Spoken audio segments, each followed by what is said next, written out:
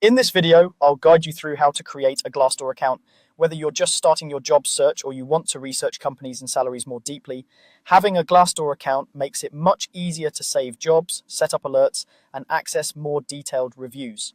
I'll walk you through the process step by step, and you can follow along on your own screen. First, open your web browser and go to glassdoor.com. You can type it directly into the address bar at the top of your browser.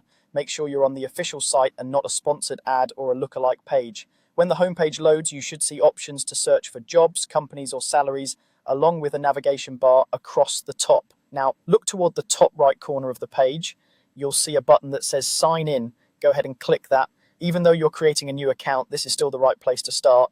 The sign-in page will open, and here you'll see a few different options for how you want to create your account.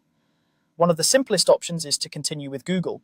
If you already use a Google account for email or other services, this can save you time and cut down on the number of passwords you need to remember.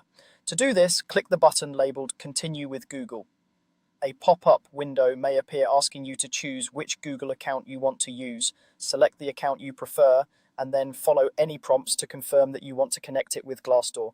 If your browser asks for permission to share your basic information, review what's being shared, and then accept if you're comfortable.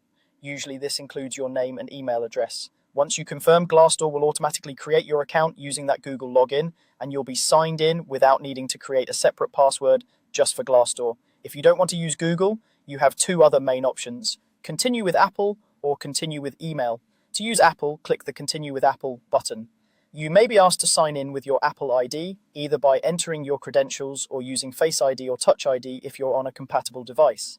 Apple also lets you choose whether to share your real email or hide it behind a private relay address, which can be a good privacy option if you prefer.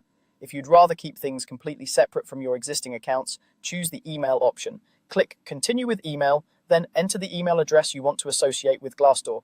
Pick a strong, unique password that you don't reuse on other sites. You may also be prompted to enter your name and possibly your job status or interests. Fill these out accurately so Glassdoor can personalize your experience.